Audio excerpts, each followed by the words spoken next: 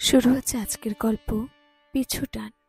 কলমে মাধবী ভট্টাচার্য। রোজকার মতো বাড়ি ফিরে মায়ের ঘরে একবার উকি দিল অর্ঘ্য। চাকরিতে ঢোকার পর থেকে এটা তার প্রতিদিনের রুটিন। অন্ধকার ঘরে বাইরে থেকে একটু আলো এসে পড়েছে, তাই অন্ধকার তত ঘন নয়। জানালার পর্দাগুলো উড়ছে ফ্যানের হাওয়ায়। মা শুয়ে আছে একটু জড়সড় হয়ে। ঠান্ডা লাগছে নাকি?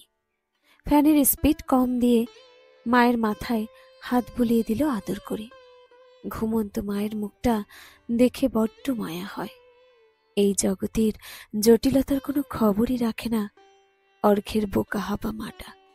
জানেই না জীবন কতভাবে ঠকিয়ে দিয়ে গেছে। বিছানার পাশের টেবিলে রাখা ছবিটার দিকে জ্বলন্ত দৃষ্টিতে একবার তাকিয়ে বেরিয়ে এলো অর্ঘ্য। মায়ের ঘরের পাশে দাদু দিম্মার ঘর। ওরাও ঘুমিয়ে পড়েছে নিশ্চয়ই। মাঝে মাঝে অফিস থেকে ফিরতে অনেক রাত হয়ে যায়। দিদা আগে জেগে বসে থাকতেন। অর্ঘ্য বারণ করেছে, বুড়ো মানুষটার কষ্ট হবে মিছিমিছি। বেশি রাত হলে বাইরে থেকে একেবারে খেয়েই ফেরে। জামা কাপড় ছেড়ে ফ্রেশ হয়ে নিজের ঘরে ঢুকলো অর্ঘ্য। মায়ের ঘর আর অর্ঘ্যের ঘরের মাঝে একটা দরজা আছে। রাতে মায়ের যাতে কোনো অসুবিধে না হয় সেদিকে নজর রাখতে দরজাটা খোলাই রাখে। দরজা দিয়ে মায়ের বিছানার দিকে আর একবার তাকালো। মা ঘুমোচ্ছে নিঃসারে, নিশ্চিন্ত হয়ে শুয়ে পড়ল। কিন্তু চট করে ঘুম যে আসে না। শুলেই কত রকম চিন্তা ভাবনা মাথায় ভিড় করে। যাকে একবারের জন্যেও মনে করতে চায় না, সেই অমানুষ লোকটার কথাও তখনই মনে পড়ে। লোকটাকে হাতের কাছে পেলে বুঝিয়ে দিত কত ধানে কত চাল। বিয়ের পর বউকে ফেলে পালিয়ে যাওয়া লোকটাকে অর্ঘ্যের বাবা হতে হলো। এই অভিশাপের বোঝা সারা জীবন ওকে বয়ে বেড়াতে হবে। দুপুরবেলা মাথার উপরে গগনে সূর্য গায়ে জ্বালা ধরাচ্ছে। এই সময়ে দোকানে খদ্দের আসেই না বলতে গেলে। ক্যাশবাক্সের পেছনে বসে ঝিমুনি এসে গেছিল হরনাথ মিত্রের। অন্য কর্মচারীরাও ঝিমোচ্ছে। তখনই একটা ছেলে দোকানে এসে ঢুকলো। গায়ের জামা ঘামে ভিজে গেছে, মুখ লাল, অবিন্যস্ত চুলগুলো ঘামে ভেজা কপালে লেপ্টে আছে। শ্রান্ত ক্লান্ত ছেলেটি সোজা হরনাথের দিকেই এগিয়ে গেল। আপনি কি হরনাথ মিত্র? হ্যাঁ। হরনাথ নড়ে চড়ে বসেছেন। খুব বিপদে পড়ে আপনার কাছে এসেছি, আমায় ফিরিয়ে দেবেন না দয়া করে। ছেলেটা কাতর ভঙ্গিতে বলেছে। কি ব্যাপার খুলে না বললে বুঝবো কি করে? হরনাথ একটু গম্ভীর হয়েছেন। নিশ্চয় ছেলেটা অর্থ সাহায্য চাইতে এসেছে। আমাকে একটা কাজ দিতে পারেন? যে কোনো কাজ। এবারে অবাক হলেন হরনাথ।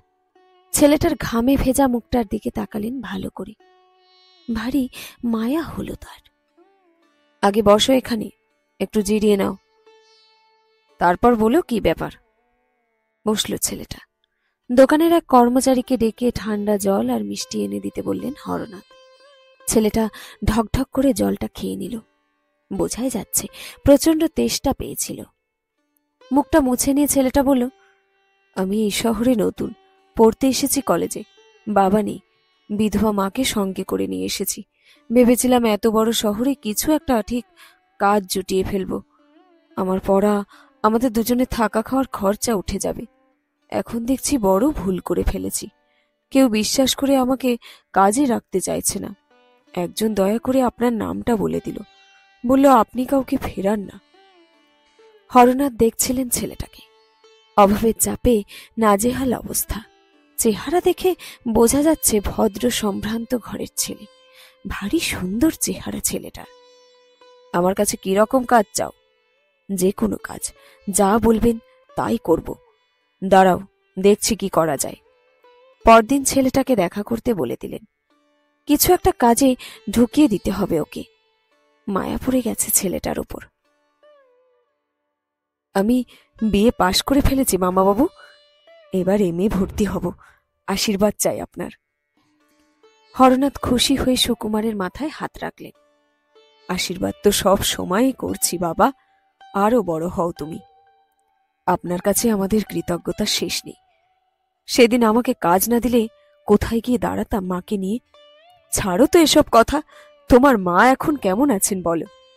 সেই আগের মতোই, কোনো নিয়মই মানতে চান না। নিয়ম না মানলে চলবে কি করে? হৃদরোগ বড় বিপজ্জনক। তুমি কড়া খেয়াল রাখবে মায়ের। রাখবো। এবার আমি আসি মামাবাবু। চলে গেল সুকুমার। ওর যাওয়ার পথের দিকে তাকিয়ে রইলেন হরনাথ। ছেলেটাকে দেখার পর থেকেই মাথার মধ্যে একটা চিন্তা ঘুরপাক খাচ্ছে। মনে হচ্ছে এখন সময় এসেছে সেই চিন্তাকে বাস্তব রূপ দেবার। সুকুমারের মায়ের সাথে কথা বলতে হবে একবার। সুকুমারের মায়ের সাথে কথা বলার আর সময় পেলেন না হরনাথ। এর আগেই হঠাৎ করে মারা গেলেন তিনি। সুকুমারকে নিজেদের বাড়িতে এনে তুললেন হরনাথ। সুকুমারের কোনো আপত্তি শুনলেন না। কয়েক মাস যেতে একদিন সুযোগ বুঝে নিজের মনের কথা সুকুমারকে খুলে বলে ফেললেন। বাবা, একটা অনুরোধ রাখবে আমার? এভাবে কেন বলছেন মামাবাবু? বলুন, কি বলবেন? আমার মেয়েটাকে তো দেখেইছ, বড় দুঃখী আমার মেয়েটা। তুমি ওকে বিয়ে করবে? চমকে উঠল সুকুমার। অনিন্দিতাকে তো দেখেইছেও। কোনো জটিল অসুখে অনিন্দিতা ঠিক স্বাভাবিক নয়। ওর বুদ্ধিবৃত্তি স্বাভাবিক মানুষের তুলনায় অনেক কম। 18-19 বছরেও আচরণ শিশুদের মতো। কথাও বলে জড়িয়ে জড়িয়ে। এই মেয়েকে বিয়ে করতে বলছেন? সুকুমার চুপ করে রইল। এই লোকটার কাছে কৃতজ্ঞতার দায়ে আবদ্ধ। কি করে তার কথা ফেরাবে? কিন্তু এমন অসুস্থ মেয়েকে বিয়েই বা করবে কি করে? এক তীব্র দোটানায় পড়ল সে।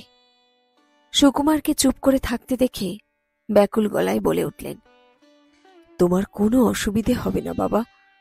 আমার সব সম্পত্তি তোমার নামে লিখে দেব। তুমি খুব সুখে থাকবে। বড় ভয় পাই বাবা, আমাদের যদি হঠাৎ কিছু একটা হয়ে যায়, এই মেয়েকে কে দেখবে? কার ভরসায় ওকে রেখে যাব? তুমি ওর ভার নিলে নিশ্চিন্ত হই। আশাভরা চোখে তাকিয়ে আছেন হরনাথ, তার স্ত্রীও। তিনিও সুকুমারকে মায়ের মতোই স্নেহ করেন। কি করে তাদের ফেরাবে? অনেক ভেবে মত দিয়ে ফেলল সে। আনন্দে ওকে জড়িয়ে ধরলেন হরনাথ। সকাল থেকে অনিন্দিতার তীব্র কান্নায় কান পাতা যাচ্ছে না। কেঁদে কেঁদে একই কথা বলে যাচ্ছে বারবার। ও কোথায় গেল? ওকে দেখতে পাচ্ছি না কেন? অবোধ মেয়েটাকে কে বোঝাবে? কি সর্বনাশ হয়ে গেছে ওর। আজ সকালে একটা চিঠি লিখে রেখে ঘর ছেড়ে পালিয়েছে সুকুমার। মামাবাবু, ক্ষমা করবেন। এই জীবনে দম আটকে আসছিল। এভাবে তো বাঁচতে চাইনি। আপনাদের না জানিয়ে একটা চাকরির পরীক্ষা দিয়েছিলাম, সেটা হয়ে গেছে। সেখানেই চললাম। আমাকে খোঁজার চেষ্টা করবেন না। যদি ইচ্ছে হয় নিজেই ফিরে আসব।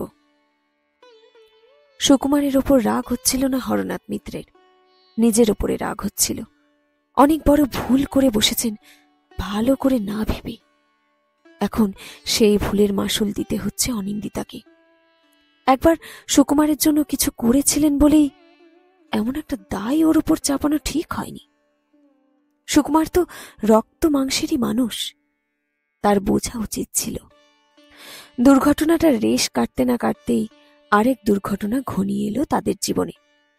অবশ্য সেটাকে দুর্ঘটনা বলা যায় কিনা বুঝতে পারছিলেন না। সুকুমার চলে যাওয়ার কদিন পরেই টের পেয়েছেন যেতে যেতে নিজের চিহ্নটুকু অনিন্দিতা শরীরে রেখে গেছে সে। মা হতে চলেছে অনিন্দিতা। বিছানায় ছটপট করতে করতে উঠে বসল অর্ঘ্য। মাথাটা গরম হয়ে আছে, ঘুম আসবে না আজও। এতদিন সে জানত বাবা মারা গেছেন। কিছুদিন আগে দাদু ওকে গোটা ঘটনাটা খুলে বলেছেন। সব জেনে রাগে পাগলের মতো হয়ে গেছিল অর্ঘ্য। বাবার ছবিটা নিয়ে ছুঁড়ে ফেলে দিতে চেয়েছিল, কিন্তু পারেনি মায়ের জন্য। মা এখনো ভোলেনি অমানুষটাকে। ওই ছবির মধ্যেই বাবাকে খুঁজে পায়। কেন ওই লোকটাকে মা এত ভালোবাসে? তার সহজ সরল মায়ের সঙ্গে বিশ্বাসঘাতকতা করেছে লোকটা। অসহ্য আক্রোশে অর্ঘ্যর ইচ্ছে করে লোকটাকে খুঁজে বের করে হিড় হিড় করে টেনে নিয়ে আসে মায়ের কাছে। জবাবদিহি চাই পুরো ঘটনাটার। কিন্তু কোথায় ওই লোকটা? বুকে যন্ত্রণা নিয়ে বিছানায় ছটফট করে 24 বছরের অর্ঘ্য। মায়ের জন্য বড্ড কষ্ট হয়। পরদিন দোলাকে সবটা খুলে বলল অর্ঘ্য।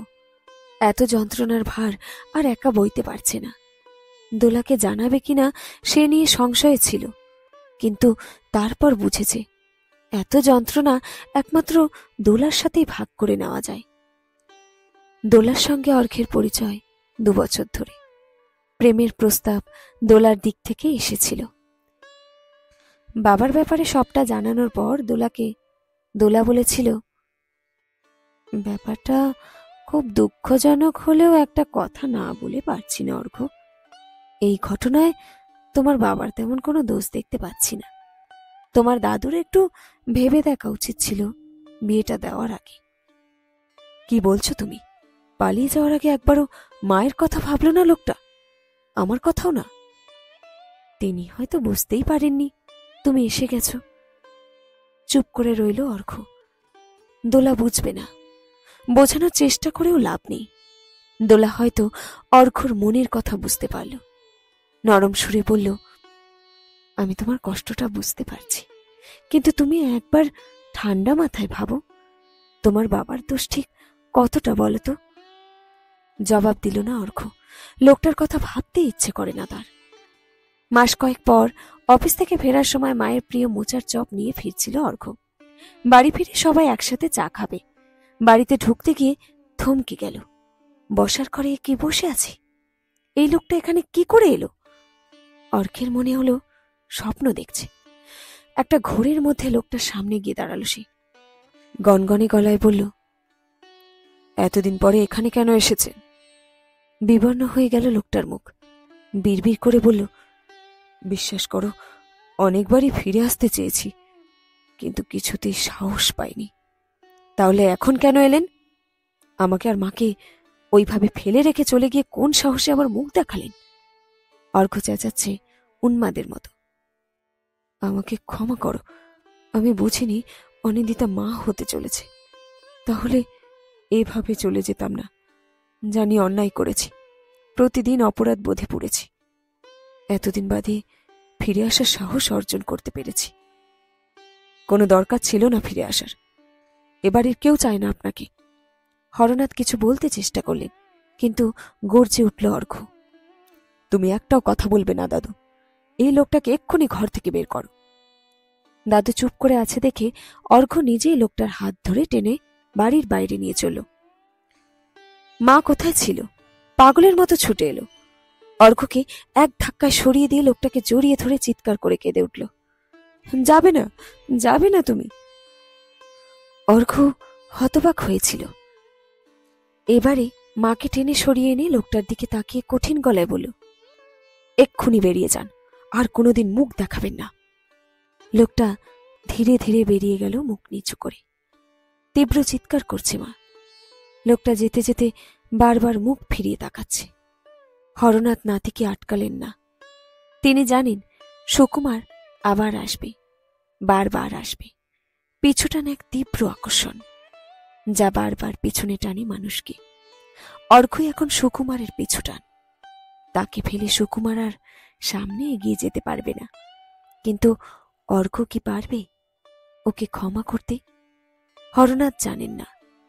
সে না হয় সময়ই বলে দেবে। শেষ হলো আজকের গল্প পিছুটান। কলমে মাধবী ভট্টাচার্য।